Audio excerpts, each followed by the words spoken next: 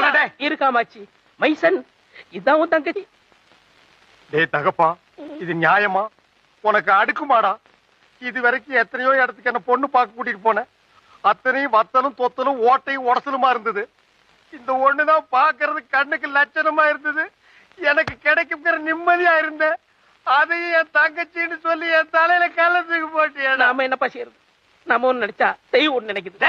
தெய்வம் நினைக்கிறது இருக்கட்டும்டா. நீ ஏன்டா நினைச்ச 20 வருஷத்துக்கு அப்புறம் இந்த மூஞ்சிக்கு எதுக்குடா பிளாஷ்பேக்? என்னப்பா செய்யறது? விதி விளையாடுச்சுப்பா. நாயே, நீ விளையாண்டு போட்டு விதி மேல ஏன்டா பழி போடுற? உன்னை அப்படியே குத்துறா. நீ வீட்டுக்கு வா, உன்னை நான் பேசிக்கிறேன்.